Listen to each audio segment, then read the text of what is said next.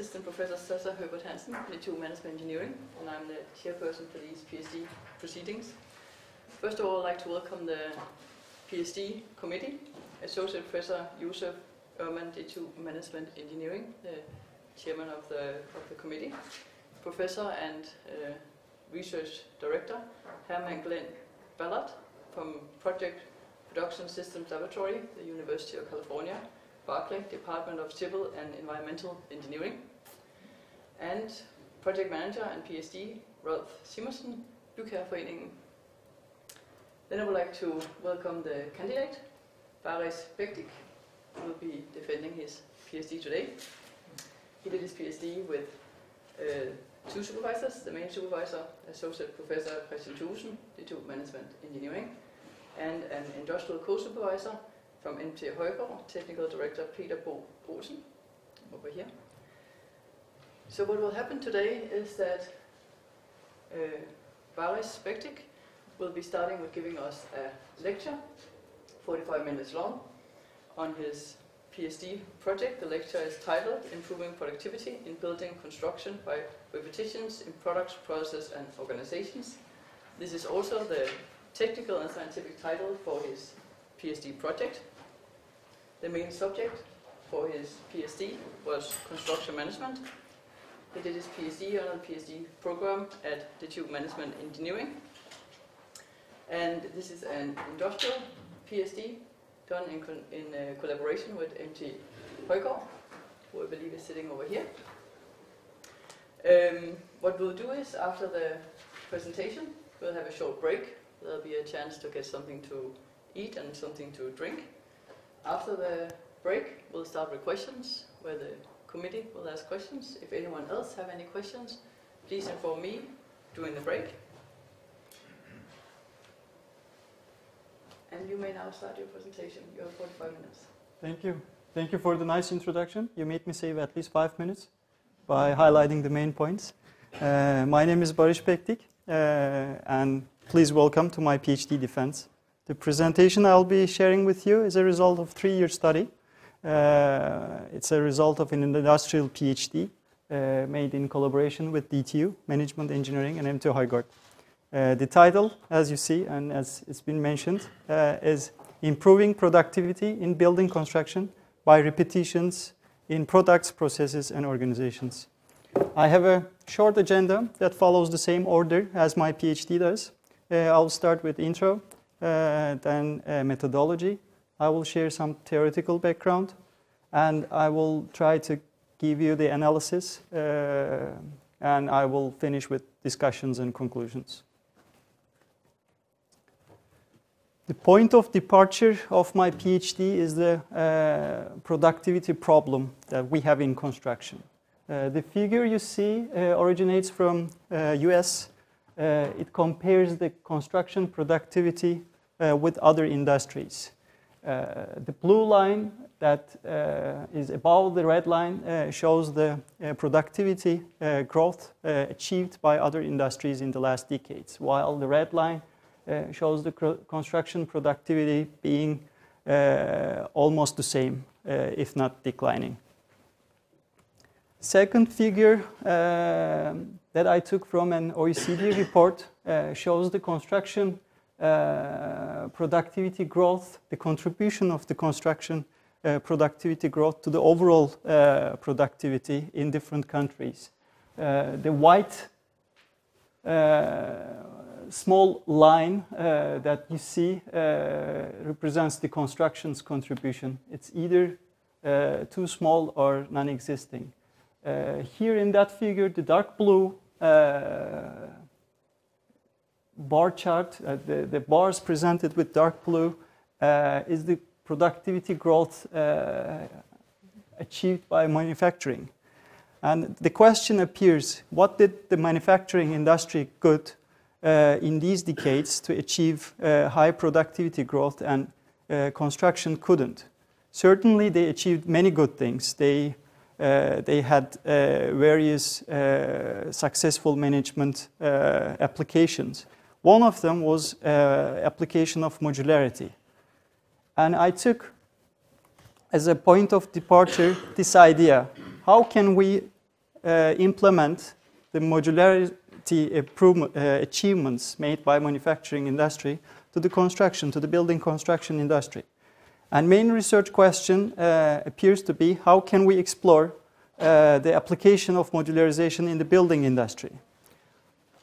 I investigated this main question with sub-questions, sub-research questions that I will go in detail in the analysis section. This is the overall guideline of my PhD that I also used before introduction. That helps the reader to navigate in the PhD. In the overall research question, building sector falls behind to improve productivity in building construction. And main research problem, after this main research problem, research question is introduced, then sub-research questions. Then you see the methodology, how it's been used to filter the different studies conducted under different stages. The thing I want to highlight in this graph is that different studies contribute to the following ones. It wasn't a linear study, and the results of one study added to the next one, and the results from one study helped the other studies to get shaped. And finally, you see the outcomes and overall contribution that I will go in detail. Methodology. I chose design research methodology or design science, an adoption of it in my PhD. The main reason I did this, design research methodology enables the researcher to come up with knowledge contribution to the practice. And as I'm doing an industrial PhD, it was an obvious way for me to go to find points to create knowledge that would be meaningful for the industrial partner. Another thing design research methodology allowed me to do is to investigate the problem in different stages. And these are namely research clarification, descriptive study 1, exploratory study, prescriptive study, and descriptive study, which I will go in detail. I locate my research as a qualitative research in this large spectrum from 1 to 8, showing different paths of qualitative and quantitative research. I followed the first 4 lines. Although my overall research objectives were qualitative, I applied quantitative techniques also to collect data.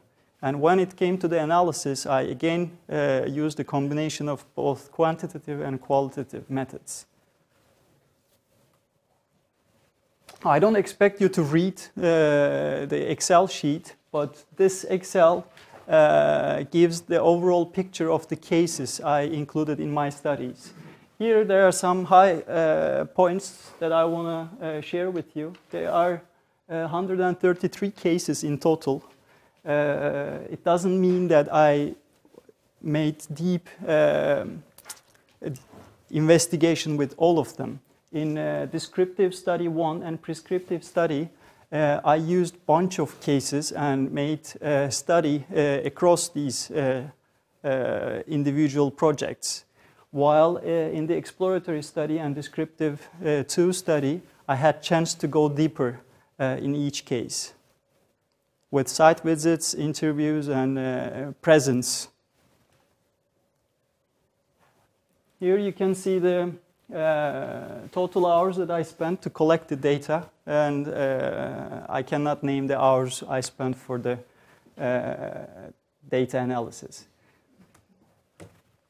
I use different methods for the data analysis, so different methods serve different purposes. In the descriptive 1 study, I used the network technique to show the relationship of different stakeholders. In the QCA, qualitative comparative analysis method, I try to create combination of factors giving particular results. In the final descriptive 2 stage, I used 2 different methods, design structure matrix and value stream mapping. You will see in a short while how I applied these. Theoretical background and first research question. What are the relevant theories to base the research upon in order to address the productivity problem of building construction?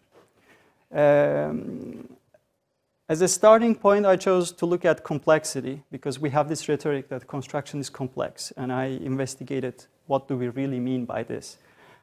And although my individual studies at different stages have contribution to different research areas, I claim that common point or the intersection area of these research areas is modularity. And I intend to give my main contribution to the modularity theory.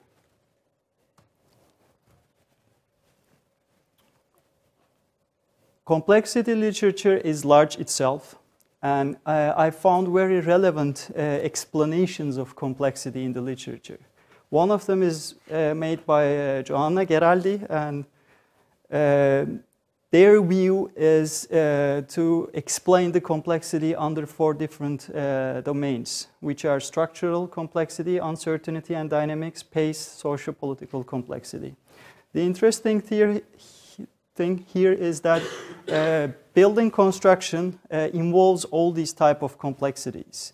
The number of stakeholders shaping the structural complexity are numerous in construction, and they come together under different constellations, under different contractual agreements. And the more we have these stakeholders, you can see it goes exponential. The complexity, structural complexity goes in exponential. We have uncertainty and dynamics. Projects are big and they take a long time. They're subject to all different kinds of changes, from scope to the political decisions. And pace refers to the different parallel activities which have to go together under different speeds. And when we think of construction, there are numerous trades working on one single project with different within different time frames, and they all have different speed of executing the job. And finally, socio-political complexity. Projects have huge impact on the environment they are built in, and they use a lot of resources, money and workforce. And they surely affect and get affected from the outside world. Another description of complexity is made by Wilson and Perumal, and they divide complexity under 3 different domains. These are product, process, and organization. And they explain where the complexity hides, where the complexity rises, and where the complexity takes root on the different facades of this cube with 3-dimensional sphere, 3-dimensional universe. I found it very relevant because when I think construction projects, they all have a product, final product, building. They all have process and organization. But when I looked at the application of this approach in the literature, I found that they are treated differently, somehow differently. In the literature study made by Campagnoli and Camufo, they investigate 125 studies, and they somehow make a list of the contribution of each individual study in modularity literature. When I drew the Venn scheme to locate different studies and their contributions, I found out that they either contribute one of these 3 domains, product, process, or organization, but very few intended to point the intersection area of these 3 different domains. And here you can see the distribution, and I said to myself, this can be the research gap that I can try to address. And then I studied the construction literature, and I couldn't find modularity being named as it is in the manufacturing industry. All these 125 studies included in the literature study originate from manufacturing industry, mechanical engineering, or industrial engineering. None takes their point of departure from construction industry. And I said, like, construction industry cannot miss this theory, this big wave. And when I looked, I saw that modularity thinking or modularity theory is understood as off-site construction and prefabrication. In a study, in a book written by Jip, he divides building construction under 4 different levels. And these are component manufacture and sub-assembly. Here you see the rebars being assembled, and it's waiting for the concrete pouring. In this left bottom picture, you see non-volumetric pre-assembly, concrete, two-dimensional concrete precast elements being assembled at site, which is a very common industry practice here in Denmark. And on the right above picture, you see the volumetric pre-assembly, which is one step further after second dimensional. It has the third dimension and creates a volume. And finally, modular building, adding again one step, containing different trades in the volumetric pre-assembly. It's a spectrum. These are not strict lines. Modules or components can act like one or another sometimes. But interesting thing is the 3 different domains are not treated in construction literature. I'm not gonna read all these definitions loud, but I want you to imagine a Lego brick in order to better understand what it is really meant by modularity and modularization. Lego bricks, I claim, is the biggest contribution to the mankind made by Denmark. They represent modules, well-defined modules, and these modules come together in numerous type of settings to create anything you can imagine. The important thing here is that they got interfaces defining standards and tolerances when 2 modules will be put together, how they will act, and what will be the interaction between them. So interfaces are the points when 2 modules communicate. Another example can be computer and man. We communicate with computer through interfaces. I use keyboard, I give data to computer, and computer gives me data through screens, and these are all interfaces.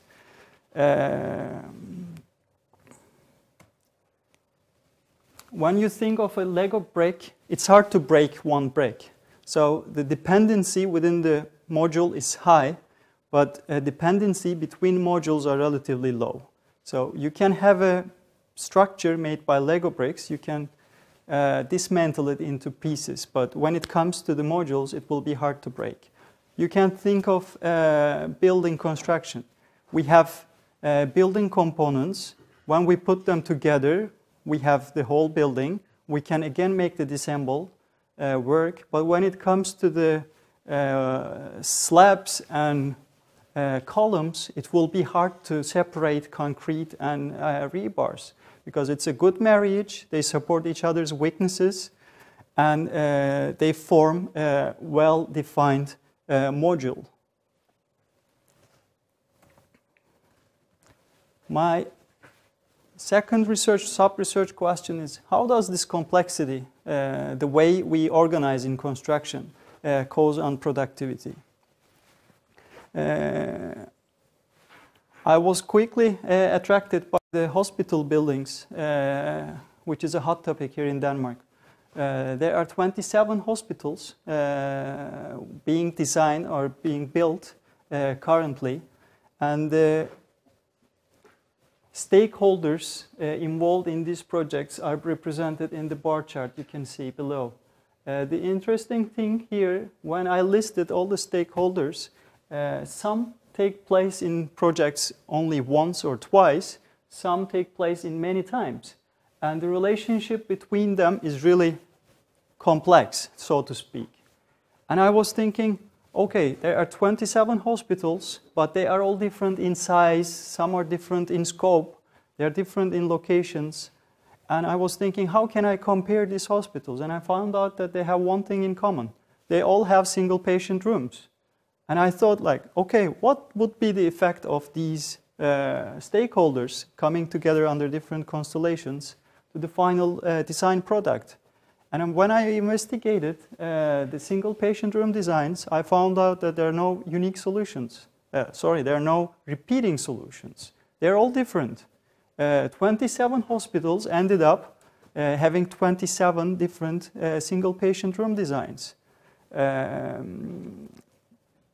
And what is the effect of this way of organization to the final product?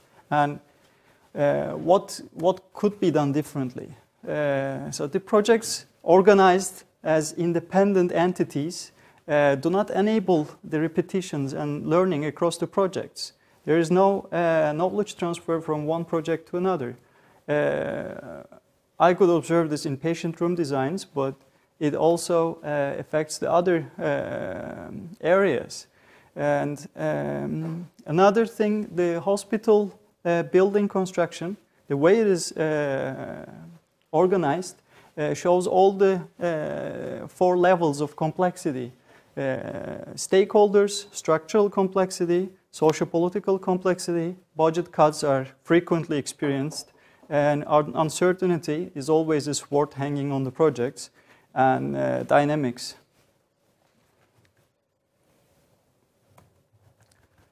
My exploratory research question is, what are the current understandings and applications of modularity in building construction? As a Ph.D. study would do, I went to ancient Greece. The picture on the left above is taken from a nearby ancient site where I come from, Western Turkey.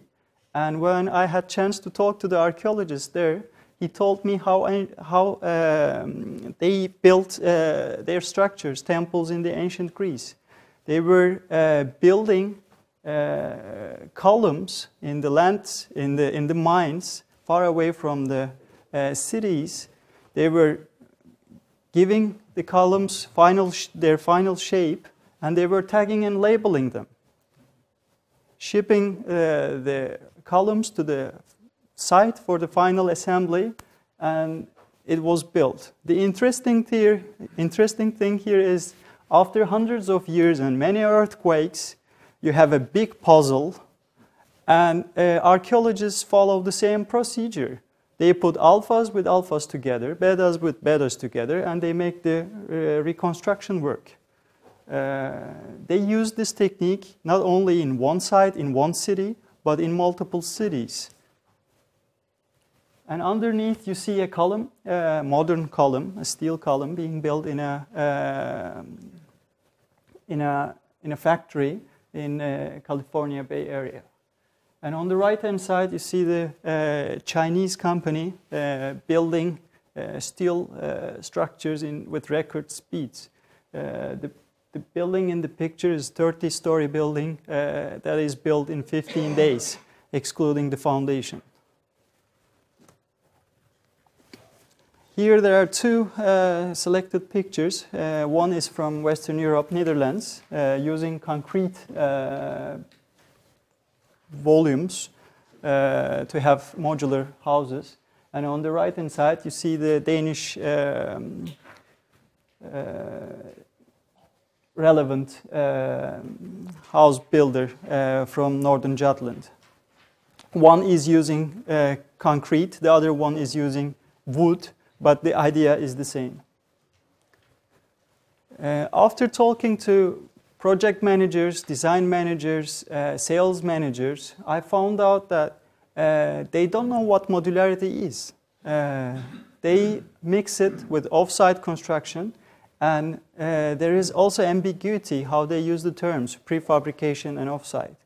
Although the advantages of modularity, when I named them, are acknowledged, the focus is only on product modularity.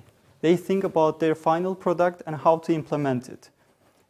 What I found is they were missing the process and organization. And intuitively, some of them, in the cases, they went to the investor way without naming the problem. Simply they were saying, I have a great product, but I cannot sell it, so I develop my own solutions. And that gave me the hint, okay, the early involvement is mentioned a lot, it's a must.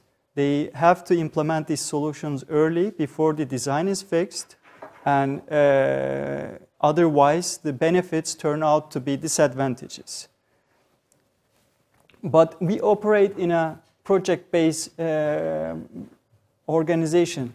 Once the project is over, the team is dissolved, and we go to a new project. And the knowledge transfer is mostly made through people.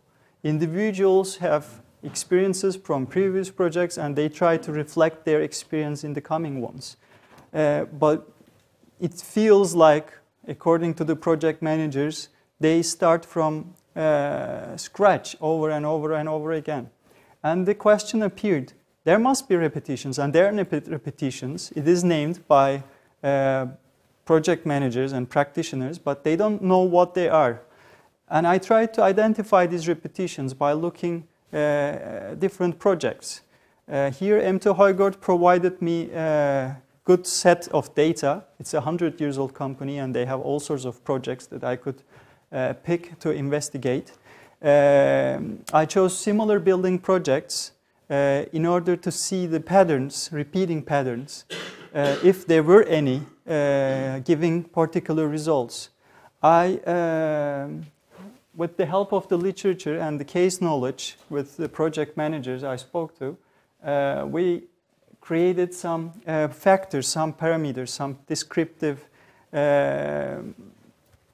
parameters to cluster the projects. And these are project types, residential and others, contract type.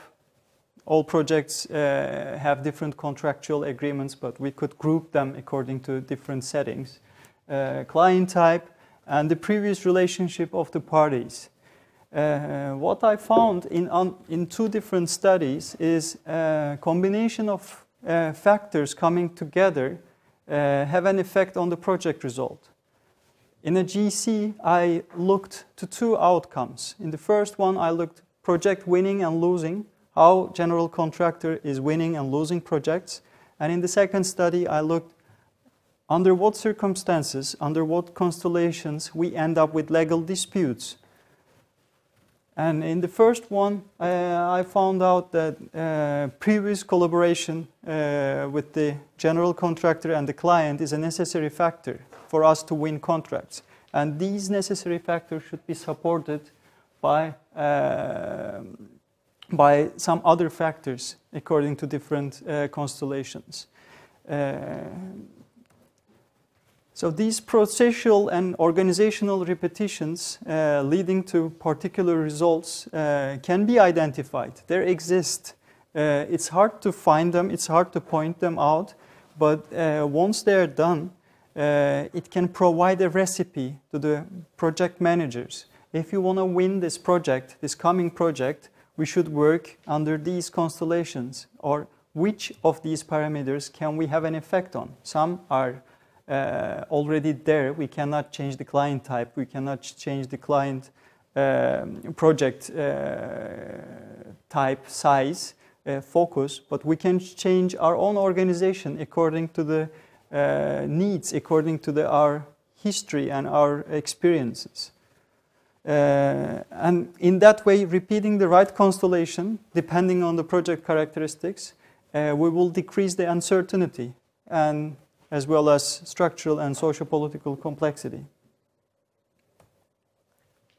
In the final stage, descriptive 2, I tried to operationalize this modularity in building construction. And I got inspired by Professor Lindemann and his work. He added to the DSM method by improving this software, helping to put the different activities together. Now, to start with, maybe I should mention what DSM does. Design structure metrics helps us to visualize the dependencies between different activities.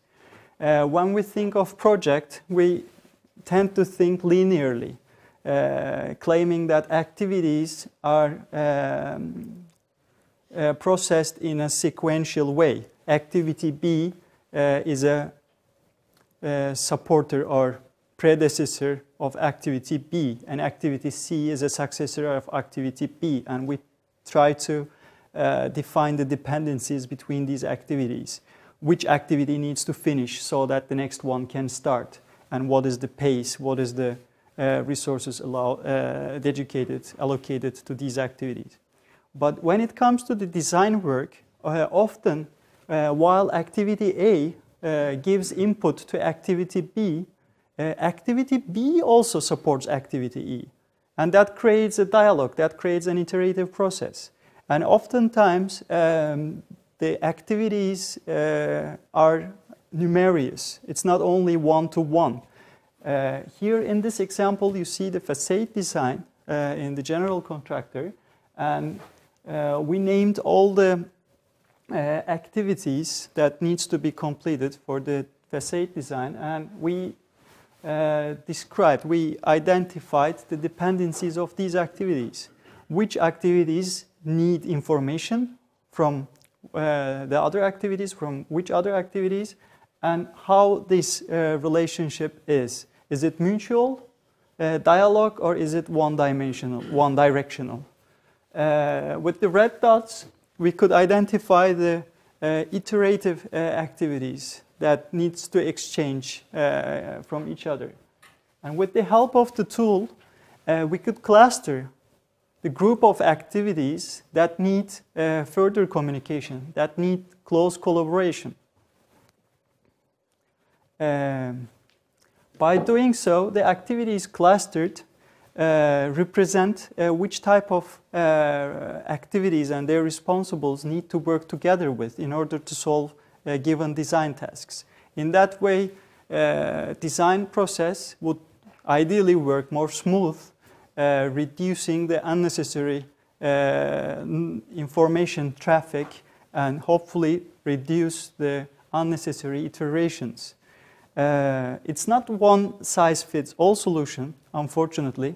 Our project managers from the case named that, but although they thought about the general case, each project has different characteristics, and these characteristics has to be considered in order to find the right cluster of activities. But it certainly provides a baseline according to our project managers. In the other study, I had privilege to observe Southland Industries, which is a mechanical contractor operating in the United States, mainly in Bay Area, if I'm not mistaken. With a group of researchers, we had chance to observe their manufacturing temporary plant. And with the visits to the final site and the manufacturing plant, we could draw a value stream mapping showing the overall flow of the work. It starts with the model and ends with the final assembly at site. Here you see on the picture the stock of pipings they were building in their manufacturing plant. And thanks to the VSM tool, we could provide them a holistic view of the production process. And in that way, they could improve some milestones, some inventory buffers in their process. And they certainly implemented modular principles.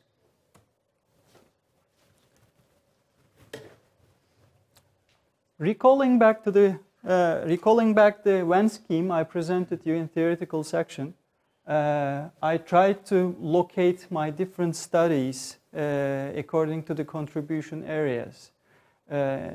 Different studies are located in the different intersection areas of these three domains: product, process, and organization.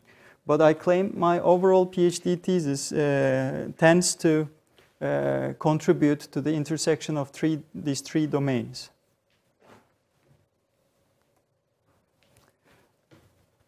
Again, recalling the sub-research questions and how I answered them is what are the relevant theories? And these are complexity, as complexity theory allows us to decide to what extent projects are complex and what can we do to change the complexity. Once we identify where we are in the complexity universe, we can make improvements. And I use modularity theory as a tool, as a way to handle the complexity. Modularity theory helps us to identify the repetitions and transform them into standards. How does the complexity of the way in which building construction is organized cause unproductivity? Is sub-research question 2.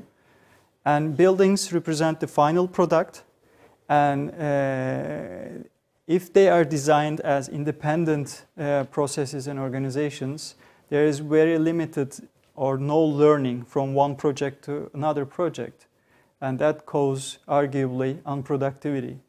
As a result of the fragmented organization and different constellations, same or similar solutions serving to the same standards and same functionalities are discovered over and over again.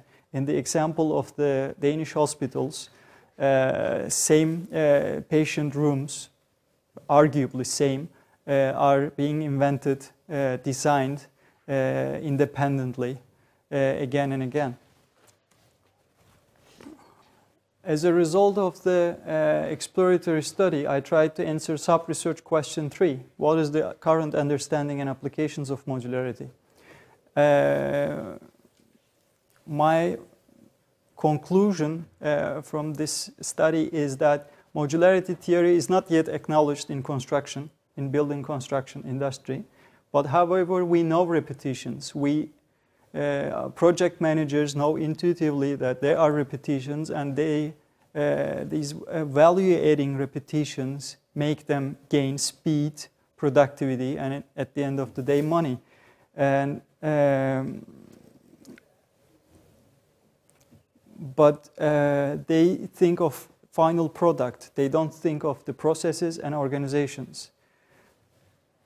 And once the modular solution is not designed according to the process and organization requirements, they cause friction when it comes to the building site. The other trades not being involved in the process and not being treated in the organization from the right moment, they tend to reject the solution. And once the modular product trying to be implemented in the project doesn't fit, all the documented advantages disappear and turn to be disadvantages instead.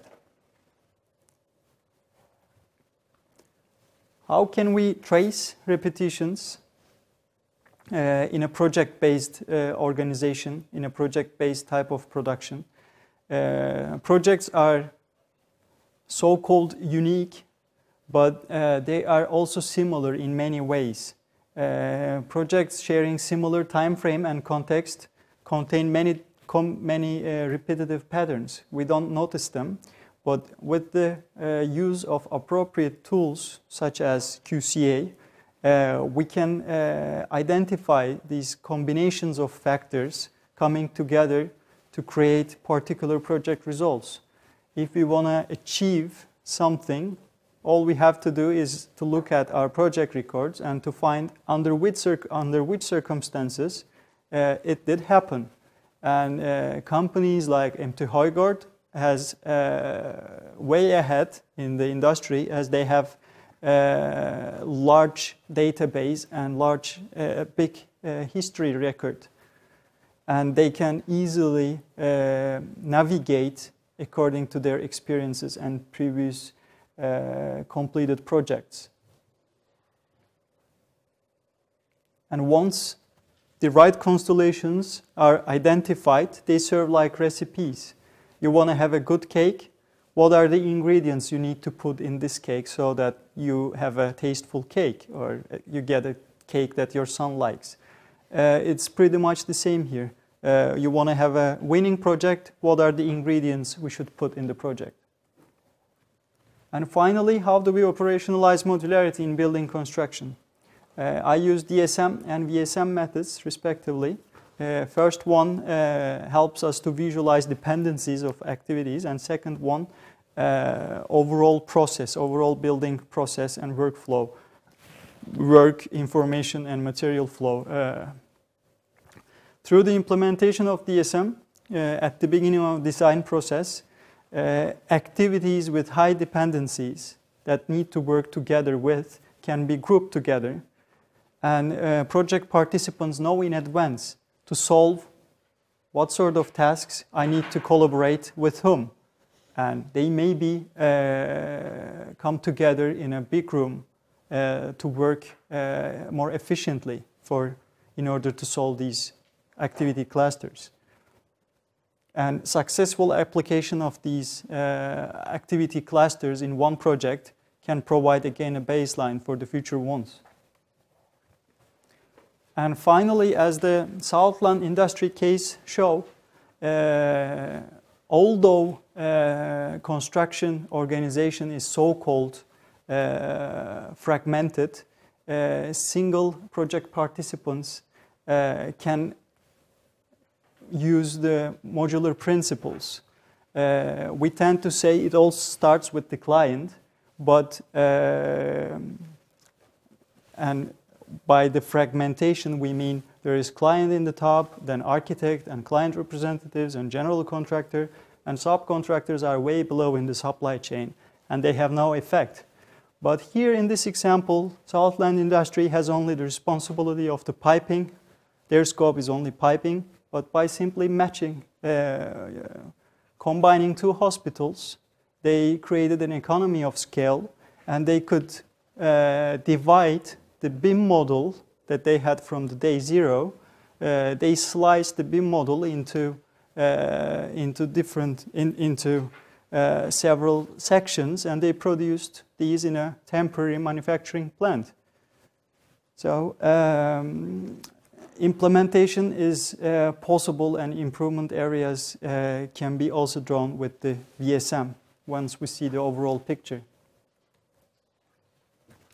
I will conclude with the main theoretical contribution. I started with the conceptualization of complexity made by Wilson Perumal concerning the combined approach of product, process, and organization domains.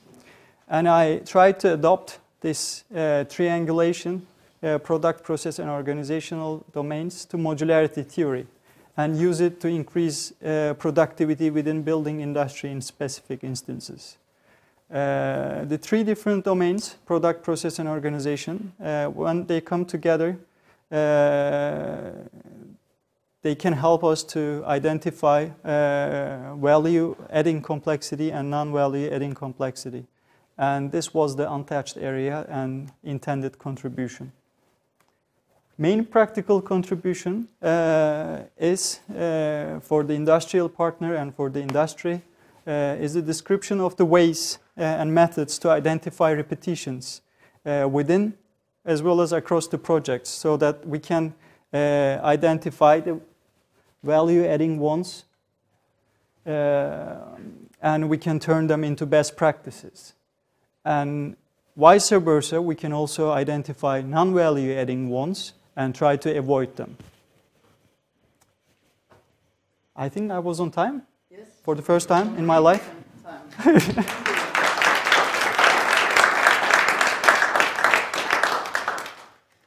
Before we start with questions, just have a short break. There should be something to eat and drink outside the door here, I believe. Let's start again at 10.